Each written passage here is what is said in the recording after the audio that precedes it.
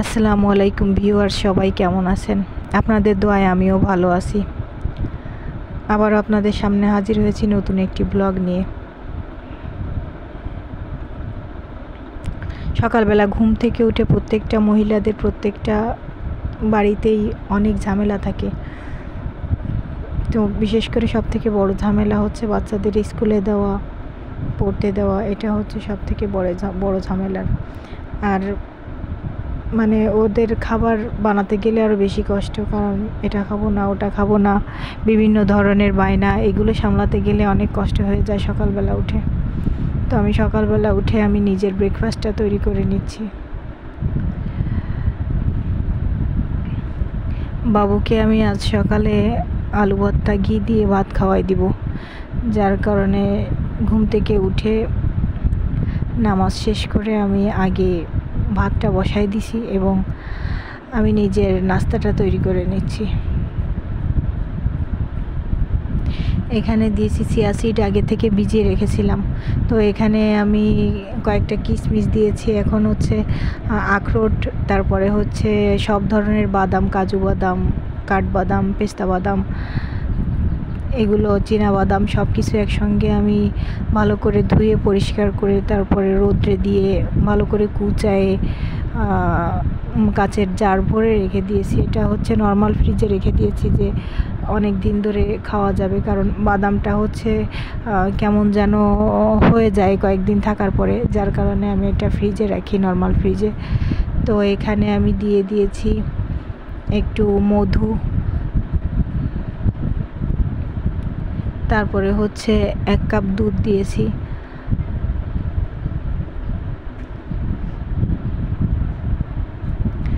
এখানে আমি কলা কুচি কুচি করে কেটে নিয়েছি, এখানে কলা দিয়ে দিব।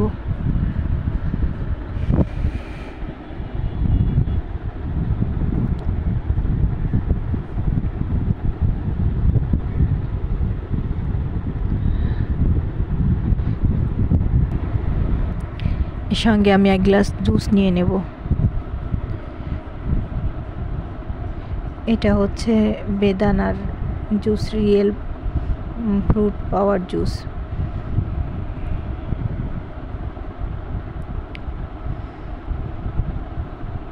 তো এই হচ্ছে আমার সকালবেলার ব্রেকফাস্ট রেডি হয়ে গেছে।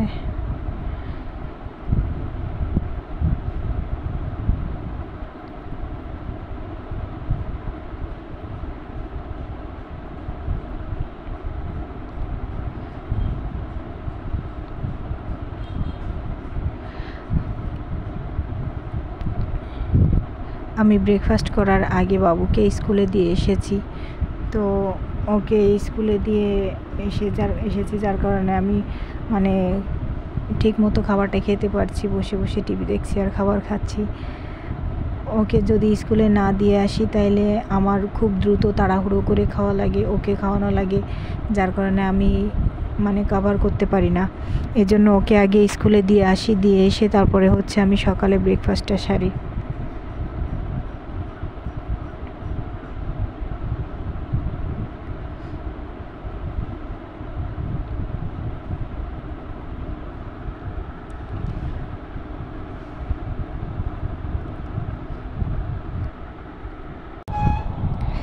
এখন এমন একটা সময়, যখন বৃষ্টি হয় তখন বৃষ্টিই হয়, আর যখন বৃষ্টি হয় না তখন এত পরিমাণ গরম পড়ে যা বলার মতো না। তো আজও ভীষণ গরম।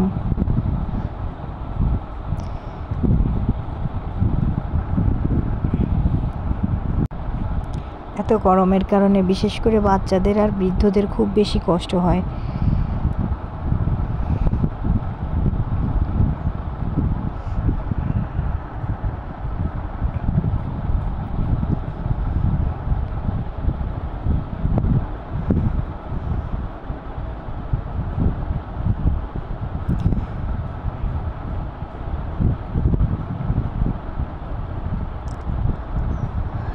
আমি ব্রেকফাস্ট শেষ করে এখন বেডটা সুন্দর করে গুছিয়ে নিব, কারণ সকালবেলা উঠে বেডটা গোছানোর কোনো সময় পাইনি আমি।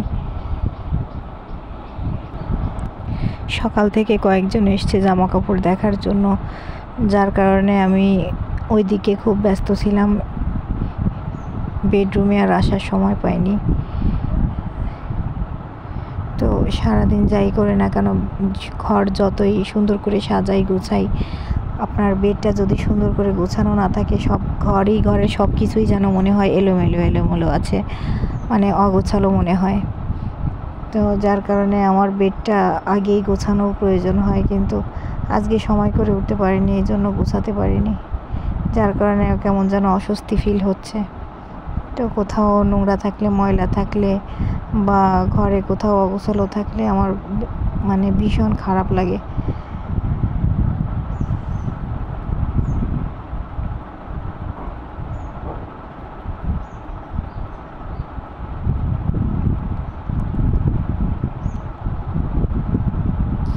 বেডটা ঝেড়ে সুন্দর করে গুছিয়ে নিচ্ছি।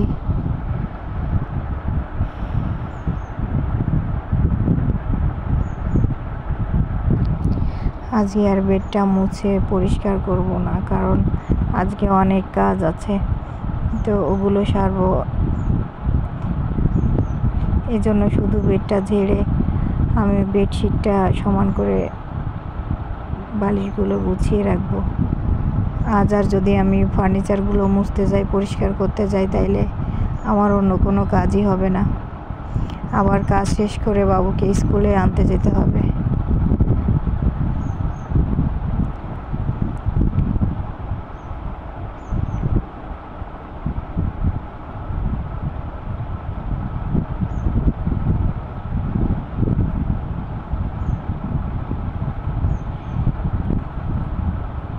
একটা মেয়ের বাহিরের সৌন্দর্যের কোনো মূল্য নেই। তার ঘর যদি গোছানো না থাকে, সব কিছু যদি পরিপাটি না থাকে, তাইলে বাহিরের সৌন্দর্যের কোনো মূল্য নেই।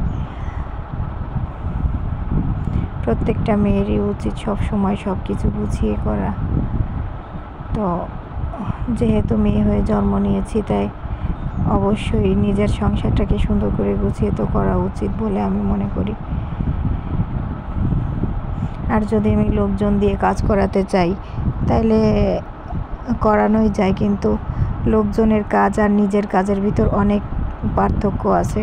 তো আপনি যদি একটা লোককে কাজে নেন, একজন কাজের মহিলা, সে আসলে কাজের মহিলা বলে কাউকে আমি ছোট করতে চাই না, সবাই মানুষ, তারা পরিশ্রম করে খায়, আমরাও পরিশ্রম করে খাই, আমরা কোনো না কোনো ক্ষেত্রে পরিশ্রম করছি, তারা কোনো না কোনো ক্ষেত্রে পরিশ্রম করছে, এরকমভাবেই চলে আমাদের আর কি। তো বিশেষ করে আমরা নিজেদের কাজটা যেমনভাবে নিজেরা গুছিয়ে করি বা করতে পারি, অন্যজন যে কাজ করবে আরেকজনের কাজ বা এগুলো ওইভাবে মানে পরিপাটিভাবে সুন্দরভাবে কেউ করে না। তো সবাই সমান না, কেউ হয়তো বা করে। তো যার কারণে আমার ভালো লাগে না, আমি পছন্দ করি না কাজের লোকের কাজ, যার কারণে আমি সব কিছু নিজের কাজ নিজেই করি।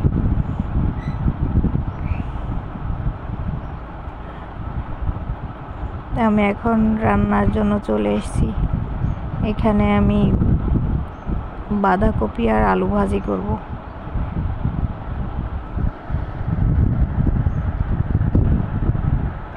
আমি আগে থেকেই বাঁধাকপি আর আলুটা কেটে রেখেছিলাম, যার কারণে আমি এখন রান্নায় দ্রুত চলে এসেছি। আসলে আমি বাজারের দিন বেশিরভাগই কাজকর্ম সব গুছিয়ে রাখি, যেন আমার মানে সারা সপ্তাহ খুব বেশি কষ্ট না করতে হয়, কারণ মানে বাইরের কাজ, তারপরে হচ্ছে ভেতরের কাজ, সবই আমার করা লাগে, যার কারণে আমার অনেক প্রেশার হয়ে যায়। তাই আমি বাজারের দিনই সব কিছু গুছিয়ে রাখি, সারা সপ্তাহ যেন আমি কাজগুলো খুব রিল্যাক্সে করতে পারি।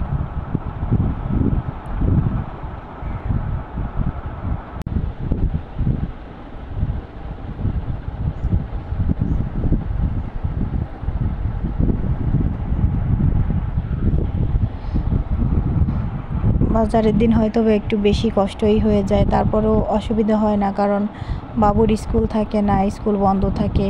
তো ওই দিন আমি বাজারগুলো এনে সুন্দরভাবে কেটে কুটে গুছিয়ে রাখতে পারি। আর মাছ তো বাজার থেকেই কাটায় নিয়ে আসি, মাছ কাটার তো কোনো ঝামেলাই থাকে না, যার কারণে শাক সবজিগুলো আমি ভালোভাবে কেটে গুছিয়ে রাখি। আর আমার বাসায় বেশিরভাগ সবজি, শাক সবজি আমি মানে ছাদে লাগাই। ছাদে যা হয় তাই দিয়ে আমার বেশিরভাগ চলে। আমার শাক সবজি খুব বেশি একটা কেনা লাগে না। কেনা লাগে না তা না, কেনা লাগে, কিন্তু খুব বেশি কেনা লাগে না। আমি চেষ্টা করি বাড়িতে সব কিছু লাগানোর, যার কারণে আমার একটু ভালো হয়। বাড়ির জিনিস যাই হোক অল্প হলেও খুব বেশি ভালো লাগে, যে গাছ থেকে তুলে রান্না করতেছি, এরকম একটা মানে ভালো লাগা কাজ করে। তো আমি এখন হচ্ছে লেবুর পানি তৈরি করব, কারণ হচ্ছে বাবু স্কুলে গেছে, এই অনেক রোদ্দুর, গরম, প্রচণ্ড পরিমাণ গরম। এই পানিটা প্রয়োজন, আব্বুর জন্য প্রয়োজন, বাবুর জন্য প্রয়োজন। এই জন্য আমি প্রতিদিনই লেবুর পানিটা তৈরি করে ফ্রিজে রেখে দিই। দুপুর টাইমে ওদের বের করে দিই। আমি এখন লেবুর পানিটা তৈরি করে নিব।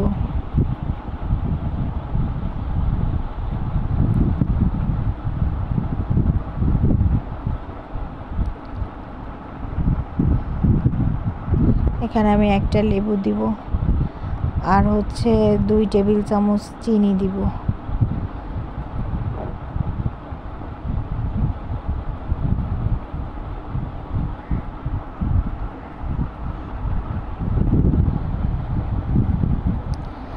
খুব বেশি যদি লেবু দিই তাহলে আমার মেয়ে খাবে না, কারণ ও হচ্ছে মানে টক হলে খেতে চায় না। আর চিনিটা যেহেতু আমি কম ইউজ করি, কারণ আব্বুকে দেয়া লাগে, আব্বু ডায়াবেটিসের রোগী, সামান্য পরিমাণ চিনি দিই। মোটে না দিলেও সে আবার খেতে পারে না, যার কারণে আমি লেবুর পরিমাণটাও একটু কম দিই, যেন টকটা কম হয়।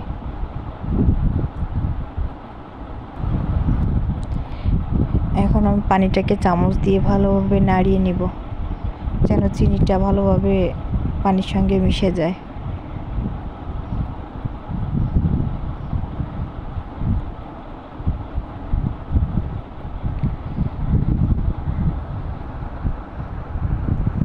এই যে আমার লেবুর পানি রেডি হয়ে গেছে। এখন আমি এটাকে ফ্রিজে রেখে দেব, যেন পানিটা একটু ভালোভাবে ঠান্ডা হয়ে যায়। দেখেন আমার ফুল গাছে প্রচুর পরিমাণ ফুল হয়েছে আজ। এই যে দেখেন বিভিন্ন প্রকার ফুল ফুটেছে। হলুদ ফুলটা আমার খুব বেশি ভালো লাগে, কারণ এই যে মানে সাদা ফুলের থেকে বা অন্য কোনো কালারের ফুলের থেকে আমার ইয়েলো কালারের এই যে ফুলটা খুব বেশি ভালো লাগে। তো এই ফুলটা আমি খুব বেশি লাগিয়েছি। দেখেন কত সুন্দর লাগতেছে। তো আমি এখন মাছ রান্না করব। মাছ রান্না করার জন্য আমি প্যান বসিয়ে দিয়েছি। তো এখানে আমি তেল দিয়ে দিচ্ছি।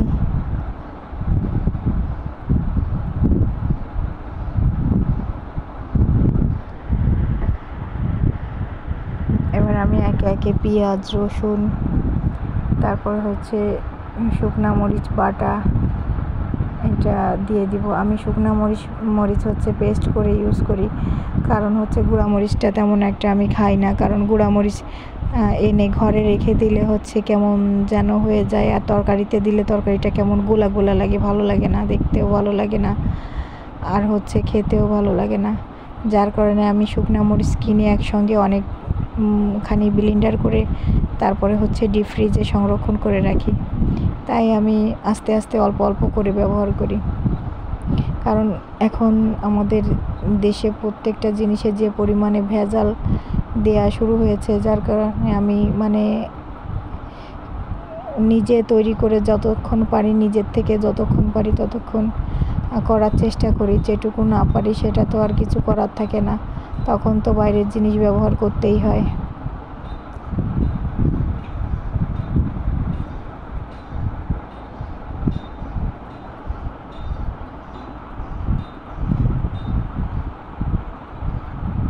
আমি এখন রান্নাটা বসিয়ে দিয়েছি। আমি ভাতটা সকালবেলাই রান্না করে নিয়েছি, কারণ সকালবেলা আমি বাবুকে তারপরে হচ্ছে আব্বুকে ঘি আর আলু ভর্তা দিয়েছি। আজকে কোনো মানে ওদের জন্য কোনো ব্রেকফাস্ট তৈরি করিনি। আর আব্বুকে তো প্রতিদিনই সকালবেলা উঠে ভাত, আলু ভর্তা, ঘি দিই, কিন্তু বাবুর জন্য বিভিন্ন ধরনের ব্রেকফাস্ট তৈরি করা লাগে। কিন্তু আজকে বললাম যে তুমি দাদুভাইয়ের সঙ্গে খাও, দাদুভাইয়ের মতো করে একদিন একটু খাও, তাই আর কি রাজি হয়ে গেল খাওয়ার জন্য। তো ওকে খাওয়াই দাওয়া স্কুলে দিয়ে আসছে। এখন আমি এই রান্নাবান্নাটা খুব দ্রুত করে শেষ করতেছি, কারণ আমার বাবুকে আনতে যাওয়ার টাইম হয়ে গেছে, যার কারণে আর যদি আমার যেতে দেরি হয় তাইলে ও তো ওইখানে বসেই থাকবে, কারোর সঙ্গে আসবেও না। আমি যতক্ষণ না যাব ততক্ষণ সে আসবে না, যার কারণে আমার খুব তাড়াহুড়ো করে যাওয়া লাগে।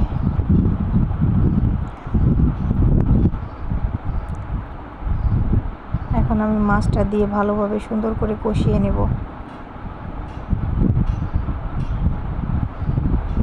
আসলে মাছ যখন আমরা ভাজার সময় যেমন আমরা মানে এপিট ওপিট করে সুন্দর করে ভেজে নিই, মাছটাকে আমি তেমনভাবে মশলার ভিতর, তেলের ভিতর মানে ভাজার মতো করেই সুন্দর করে এপিট ওপিট করে সুন্দর করে কষিয়ে নিয়ে তারপরে হচ্ছে রান্না করি।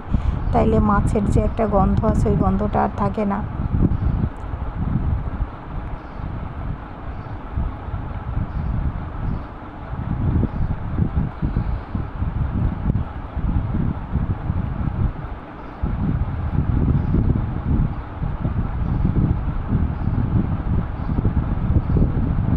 দেখেন এভাবে এপিট ওপিট করে সুন্দর করে যদি আমি মাছটা কষিয়ে নিই তাহলে মাছটা খেতেও বেশ ভালো লাগে। আমি এখন একটু পানি দিয়ে ভালোভাবে কষিয়ে নিব।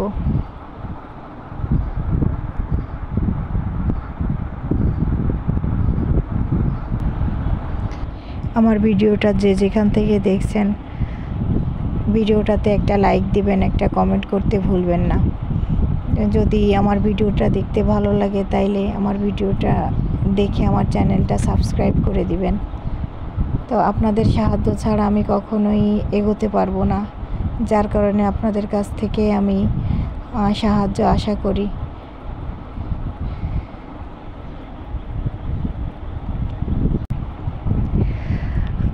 নিজের কঠোর পরিশ্রমের পাশাপাশি আমাদের একে অপরের সাহায্য সহযোগিতা প্রত্যেককে প্রয়োজন হয়, কারণ সমাজে বাঁচতে হলে আমাদের সবাইকেই প্রয়োজন হয়। তো আমার মাছটা কষানো হয়ে গেছে, আমি এখন রান্না করার জন্য পানি দিয়ে দিব।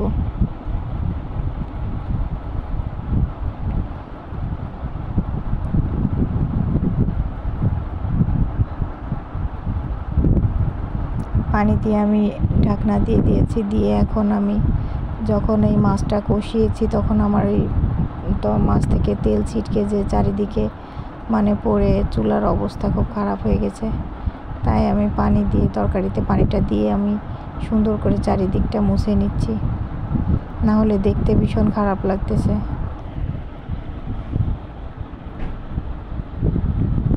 রান্না করার সময় যদি সুন্দর করে পরিষ্কার না রাখা হয় বা পরিষ্কার পরিচ্ছন্নভাবে রান্না না করা হয়, ওই খাবারগুলো স্বাস্থ্যকর হয় না আর মনের মধ্যেও ভালো লাগে না। আমার সম্পূর্ণ ভিডিওটি দেখার জন্য ধন্যবাদ। সবাই আমার জন্য দোয়া করবেন। সবাইকে আল্লাহ হাফেজ।